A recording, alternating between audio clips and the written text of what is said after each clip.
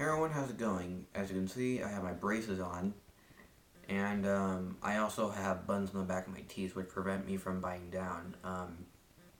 Also makes me sound a little weird. Um, Eventually the dentist will shave it down, and I'll be able to sound a little bit more like I usually sound. Um, and obviously there are no improvements I promised because, well, my computer's been freaking out on me.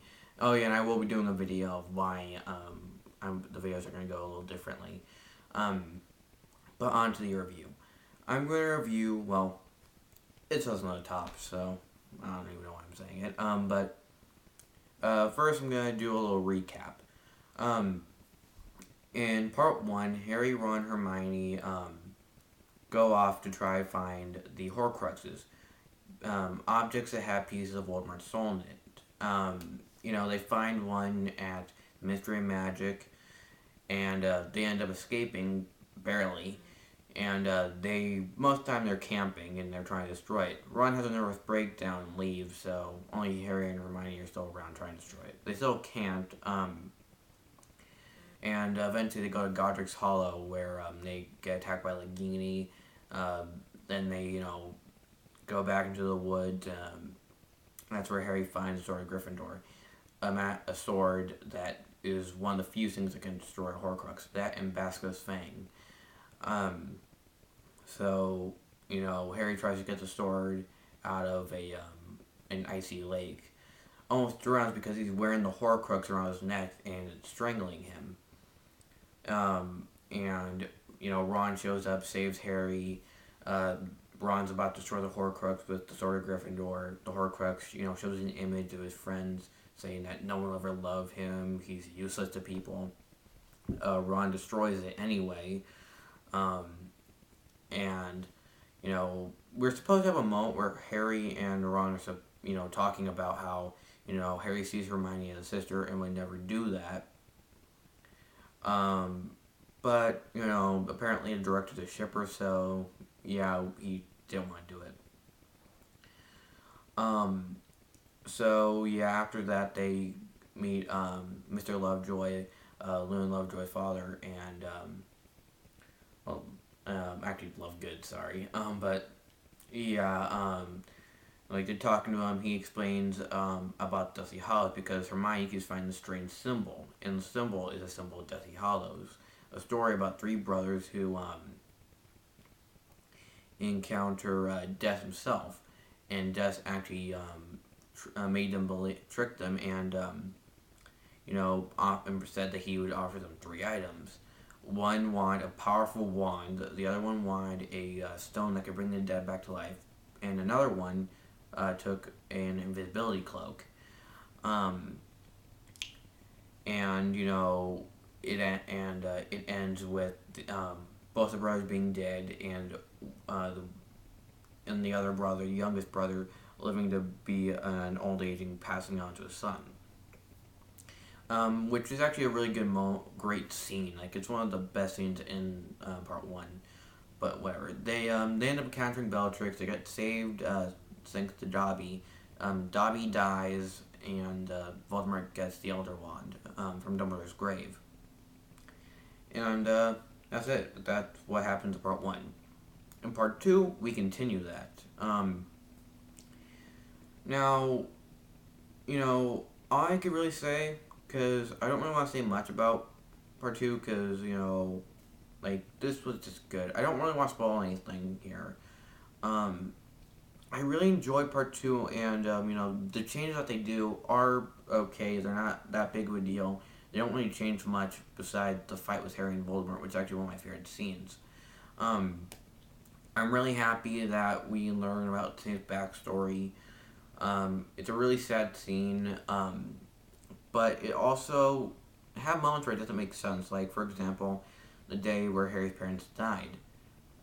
They show images of Lily telling Harry to be strong and everything, but Snape wasn't there.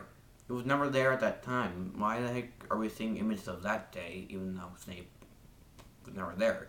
He showed up after they died, not when they died. But yeah, the Snape scene's really sad. A sad moment in the film. Actually, I have to say one of the saddest moments. Well, okay, next to the aftermath when everyone in Hogwarts are fighting. But it was a really good, moment in there. Um, there are some stuff I think were really weird, and stuff I really wish they put in here. For example, Dumbledore. In the Sense book, we're supposed to learn about, how Dumbledore became Dumbledore.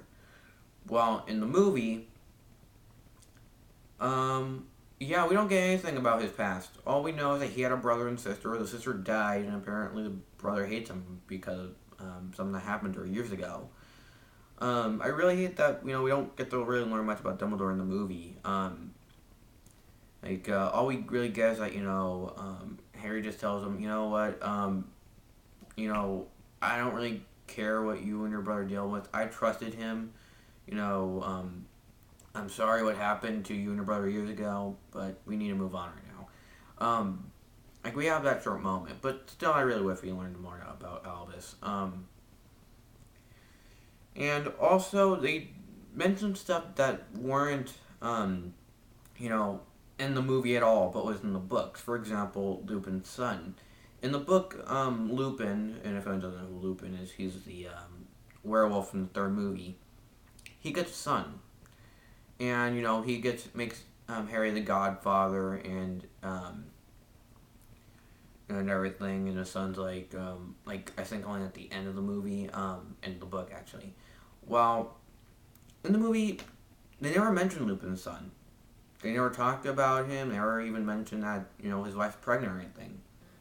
So it's kind of weird. So they have like one scene where Lupin talks about it. I'm like, okay, I'm gonna show him in the end, but he's not at the end at all. So what was the point of talking about Lupin's son if you're not even gonna talk about him in the rest of the film? But yeah, I really enjoyed this movie. Um, it actually was kind of sad to see the series end. I have been a Harry Potter fan since the beginning. I've read the books. I've watched all the movies. It really sucks that it's over. Like the movie was great and all. Like it's actually one of the movies I've really enjoyed. I haven't really enjoyed movies since really since Inception. That was the one movie I really enjoyed. I was I would stand up and like clap and yell like yeah. Like a few movies make me do that, and this movie actually made me did do that. I really enjoyed Harry Potter and Deathly Hallows Part 2. If you're a Harry Potter fan, check this movie out. But if you've just watched the Harry Potter movies and did not see Part 1 of Deathly Hallows, watch Deathly Hallows first because this movie does not recap anything that happens. It just goes on. It will not explain anything to you if you've not seen Part 1 or have not read the books. Hope you like this video. Next video, I will be explaining why there are going to be changes into my videos. That's all I gotta say. Goodbye.